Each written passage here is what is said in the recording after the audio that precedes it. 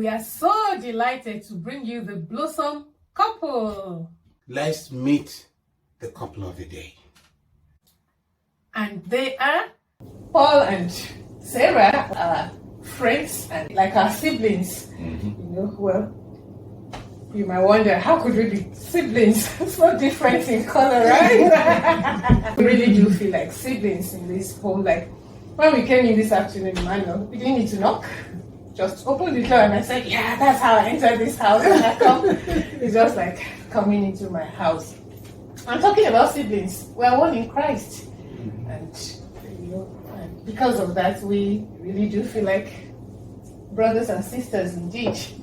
And so when I talk about Sarah, I say, hi sis, sometimes, and I say to Paul, that's my brother.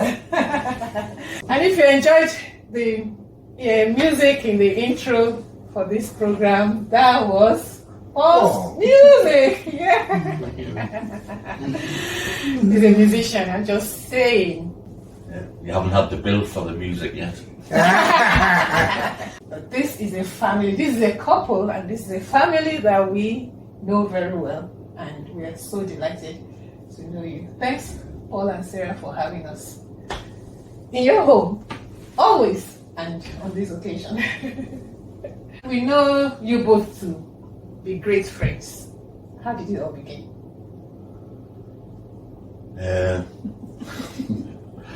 Was one night when we were out. I was out with one of my friends, and we just met while we were out, having a couple of drinks. That was it. The eyes met. I think we kind of knew that we liked each other straight away. Sarah approached me rather than me approaching her. Oh, you hadn't told me that, Sarah. You're so bold. Yeah, Sarah's always bold anyway. But she was out with her friend, with her stepsister, and my friend was attracted to her stepsister. So it was kind of a bit of a thing going on. With our eyes crossing over each other. Interesting. Yeah, it's interesting. We just all got talking, started talking, and we ended up staying with each other through the night, you know, having a few drinks and saying hello and where you're from and what have you. And then we arranged to meet up again. Was that here in Newcastle? Yeah, it was down the big market where we spent many of our younger days together when we first started dating. Sarah, you probably want to say your bit of the story. It's kind of the same. Yeah, I don't know how much I can add to that. I think we just knew it was quite initial kind of. You just knew. I don't know. Like you often do, like meet and chat to people, but on this occasion, I really did know that Paul was special to me. And that was just the first time. Yeah, I think we and because the four of us have kind of made friendships, we hung out quite a lot together for the next kind of few months. Wasn't it? What did you go and say to Paul on the day? You can't remember. I can't remember. I said he looked miserable and that he should cheer up. Which is why I didn't want to say. I was just like, what? So yeah, that was it really. I didn't know what to think when she said that. Cheer up, I'm starting here nice and happy. Gosh, I was just It's being young, isn't it? And being a bit, I don't know, bold and a bit silly. A bit more forward. Yeah, I was probably a bit too forward as a young. Yeah. I think he was probably trying to be all like mysterious in the corner. You know, cool and mysterious. So, you were obviously blinded by the beauty. She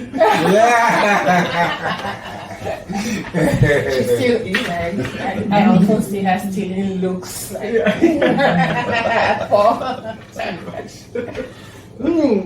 So, how have you been able to keep the friendship through the years? I mean, it's been how many years now?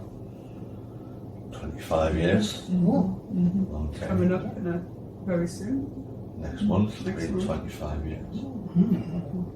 But I mean, we had kids quite early on in the relationship.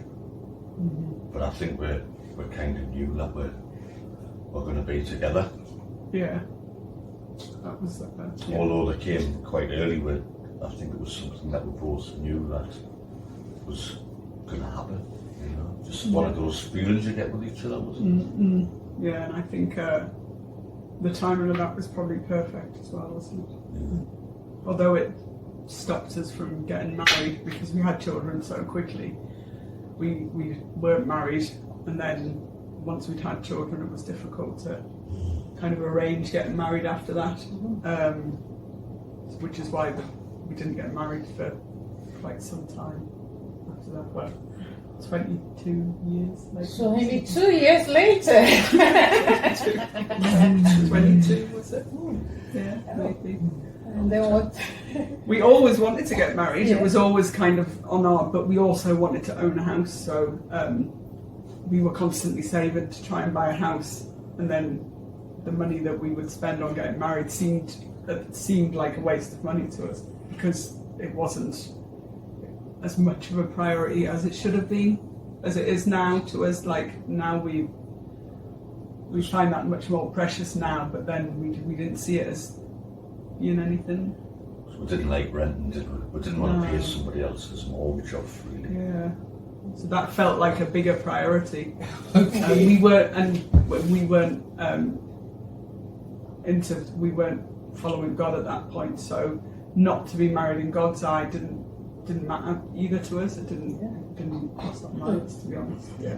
We were happy in the commitment we'd made to each other because we had laid down certain kind of rules of things where you don't overstep any marks type thing, and that was kind of our marriage. Okay.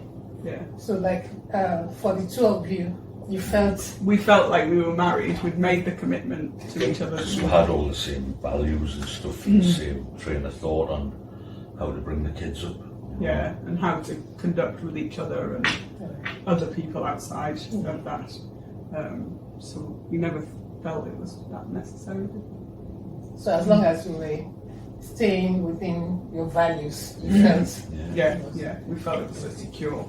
That was secure enough. All right. And you just said, well, then you were not in Christ. So, which means coming to Christ makes some difference in how you viewed things. Maybe you'd just talk a little bit about that, would you? Well, initially it was a church when the kids were young, and we went there for quite a while, didn't we? We must have went there for about 3 years or something. I'm saying quite a while, 3 years isn't really long. But you know, obviously we went through some harsh times when the kids were first born, and I come from a family that are very religious.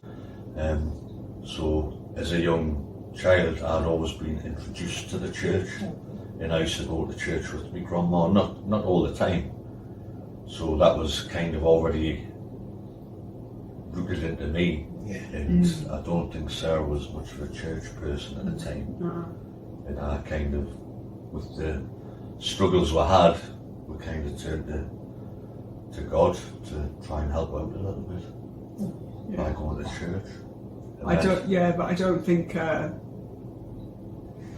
the relationship grew with God at all. We just kind of went for in hope that He would help us in the situation.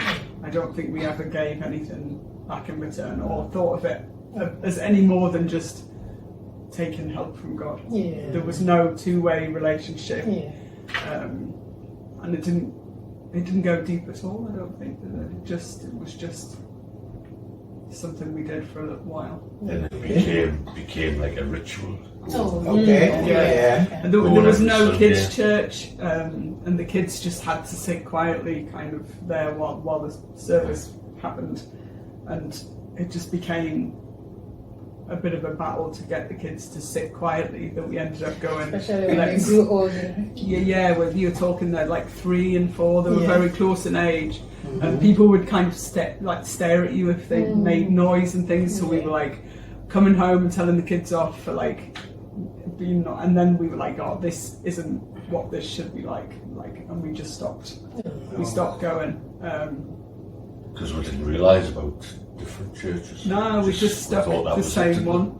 It's where Paul's family went, so we just thought, well, that's it. And we didn't explore anything else, really, did we? So that we dropped off there. Maybe it's a good time to talk about how you then came into God. Well, Adara, wonderful Adara, was friends with Alex, our daughter. Okay, so that's our daughter, as we said from the start. So our daughters were friends at school. Yeah? So Ida and Alex. Yeah. Yeah, so Adara would continuously ask Alex to come to church, and then Alex did come one day. She said yes and came along, and then I think Alex was the first person to kind of fall in love with. I think initially with the way Adara was.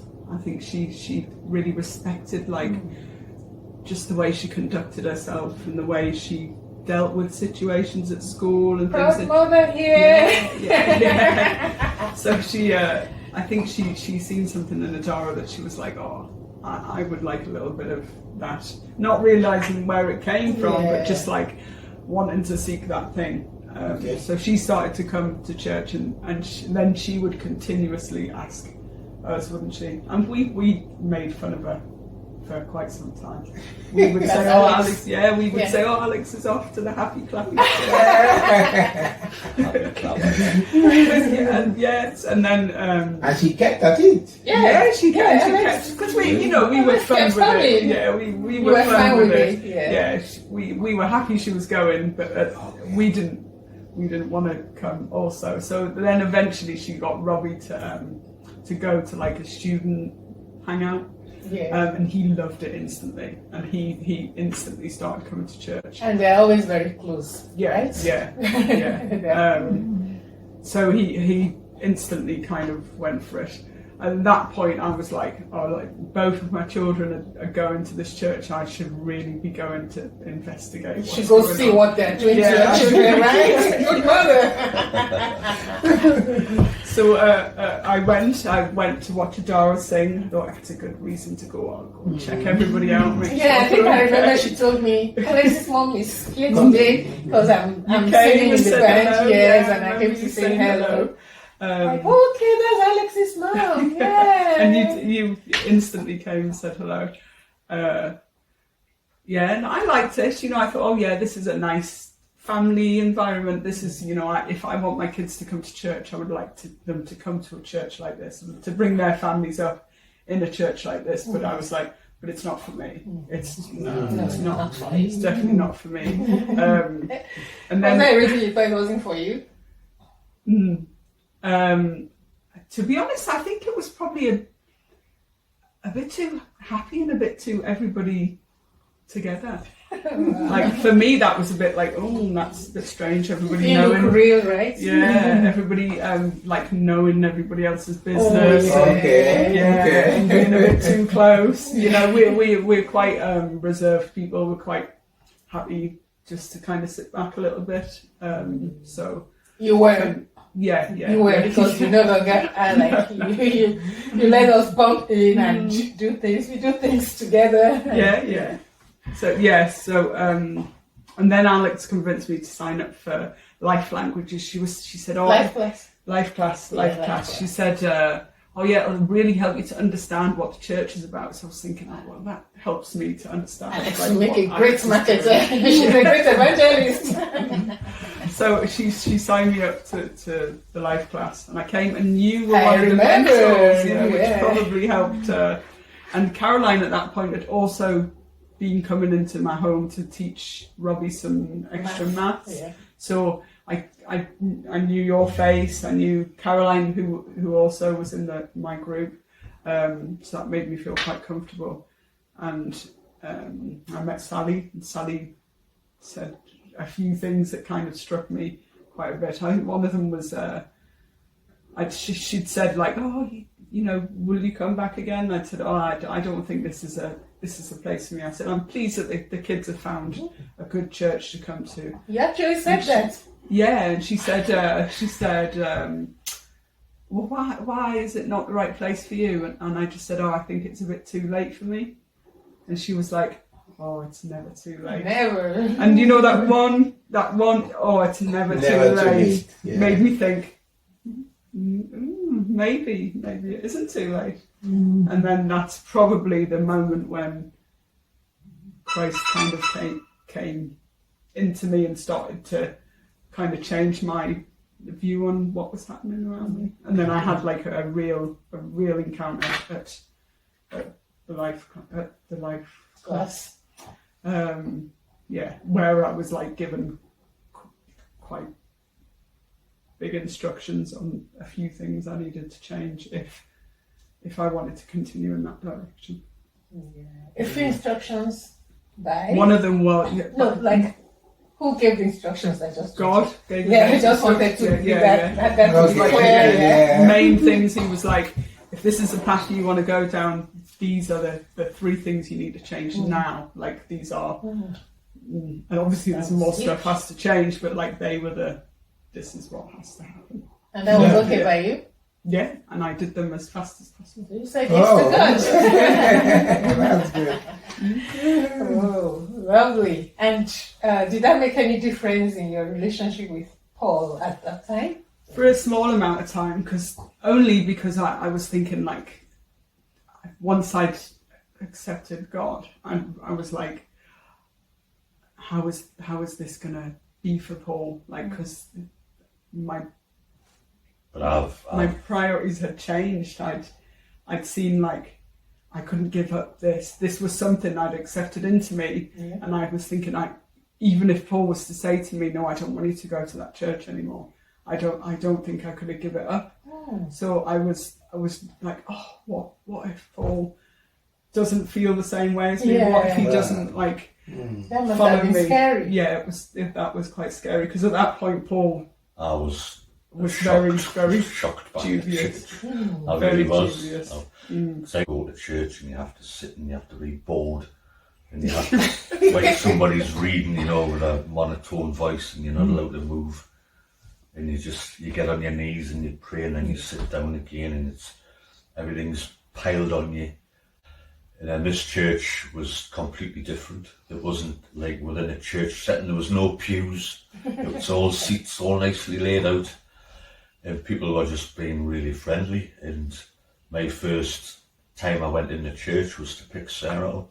Okay. And I think it was the encounter weekend or something. Mm-hmm. Is it the encounter weekend where people are getting I think there was fireworks directly after. It was like the end of encounter. And I seen Robbie. I mean, I was stood outside the doors for ages because I didn't want to go in. I felt uncomfortable going in because it was all like dark and but the lights were dim, and I was thinking, do I go in or do I stay outside? So I was in the foyer just standing there, and Caroline came out and she said, "Can I help you?" So I said, "I'm Robbie's dad, Sarah's husband." And partner at that time, sorry. And I seen my son crying. I thought, what's going on here? What have they done to my son? I thought, what's going on here? My son's crying. And then some strange bloke, man. Some strange man came over and started cuddling him. And I was thinking, what's going on here? My son's crying his eyes out. There's some strange bloke. Sorry, strange man who I don't know, and he's cuddling my son. And I was thinking, is this some sort of, is he being inducted into a cult? What's happening? What's going on? And I was shocked, and for weeks I was probably quite upset, to tell you the truth. I was quite angry at what I'd seen, because I wasn't used to that. I wasn't used to people being so friendly with each other and so intimate. But I think the thing that shocked us the most was seeing Robbie crying. And it just took us a long time to get my head around it. And I slowly started being induced into the church, and I went on the Sunday morning and we done worship, and that was it. the music. Yeah. I thought the That mu- got the musician. the worship music was brilliant. I just thought it was excellent. Yeah. That was when they had the full band on, they had the drums, and the Oh guitar, yeah, when we had the full keyboard and the band. bass guitar. Yeah. It was brilliant, and I thought, hey, this is great. And that was how I like to worship, through music. Wow. And listening to the word as well, it was, really different. Listening to somebody standing up and talking about God rather than just reading passages from the Bible, that actually using their life experiences to project what God can be for you in that church. Yeah, it was good. Yeah. And so how did that feel for you? Great, amazing. At that point, there was another thing I think that drew Paul towards the church, and that was one of the instructions I'd received that first night was to get married and to be married before the end of that year. So I said to Paul, right, I want to get married. I'm going to ask Steve and Caroline to do it, and I want it to be like within the next couple of weeks.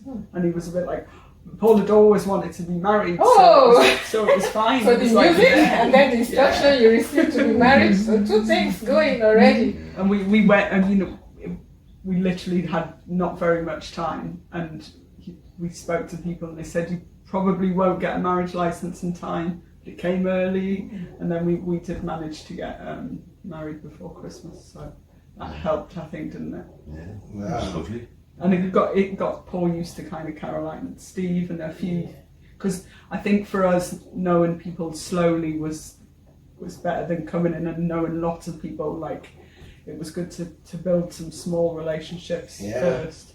Yeah, that's true. And God has a way of meeting people At their own yes, level. at the level and at the point in ways that matter to them. Okay, so for Paul, there was the music, Yeah. and then there was the instruction for you to get married, which was like God was working for him. And God went out of his way to say, yeah, do this, and Paul must have felt, that's for me, that's something I always wanted. To do. If in this church you're thinking we should do what I wanted, then, and then the music, and for you, of course, getting to know people gradually. So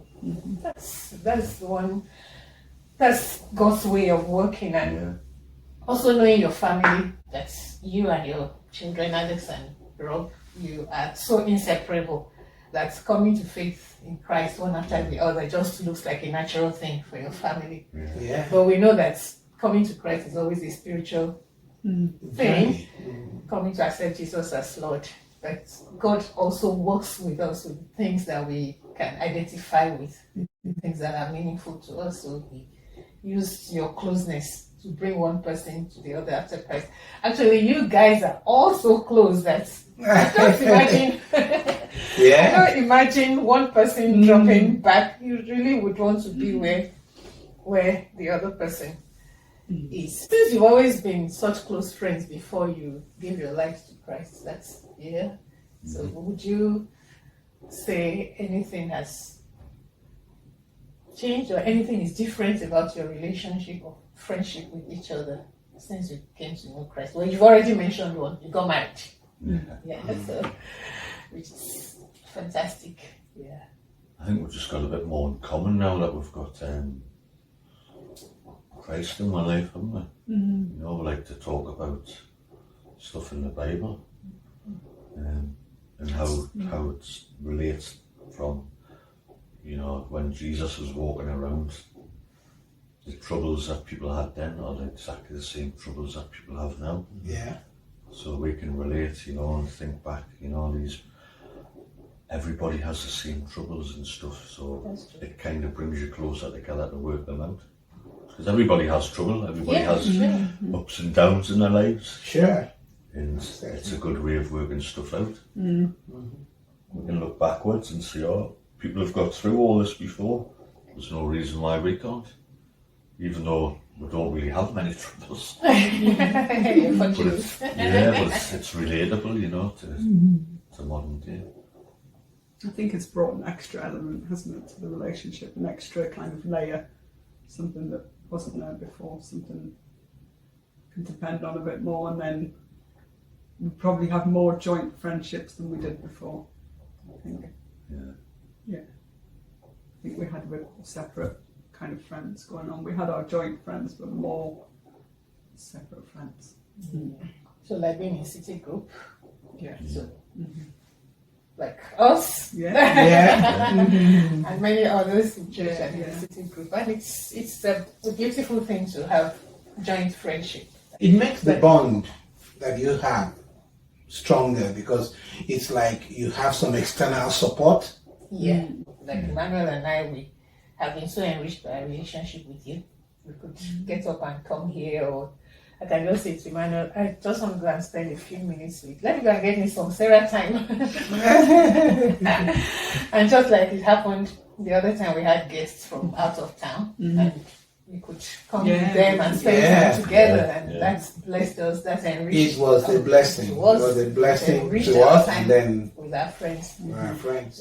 There's something I want to ask, because I think it would help some people who are watching now. They're saying, oh, okay, so one person got to know Christ before the other, and like Paul said, for a couple of weeks he was angry at what was happening in his family. Why are they doing this? This is not the way we do things in our family. How are they now doing it this way? So I think it would be nice if each of you shares how you felt within that period. Well, you talked about how you felt, but also how you dealt with those feelings to overcome them and begin to see things the way the other person did. I think Sarah kept telling us that I was being silly. In so many words, you know. Gently. Gently, not, she wasn't like, you know, scrambling and going, you will believe. You know, she was just telling us that there's nothing untoward going on at that church. You know, at the Eye Harvest, it was all people just being one big family. And it was just a change that was happening within the church. It's a different church, and, you know, with change, you know, you have to change yourself. And Sarah was saying, you know, it's the people there were really nice, and it was just a nice, happy environment, a nice, friendly family environment. So I slowly started dropping my guard. Oh, yes. Coming every now and again, and people were coming over and saying hello at the church, and it made us feel quite welcome. And I realised I'd been stupid. I suppose being a parent, you know, I think it's normal. It is normal to feel that way when you see a strange group. Yeah. That you're not very. You feel suspicious. It's just trying to protect yourself and protect your family as well. Just so like you said, could it be like a cult? What are they putting? Because you see so much, you know, on the internet and in the papers and all these cults popping up, and I was really thinking, is there something going on? But it was just my defence mechanism. Sure. So you gradually dropped the defence, and then you also. I could see the change in Robbie and Alex. I could totally see the change. You know, he was coming out of his shell. He was, you know, becoming a young man. He was being confident. He was walking around with his chin up. It was good. It was nice to see. Yeah, that's true. When you see the effect of the gospel, you know, the effect of knowing Christ in someone, that's always encouraging.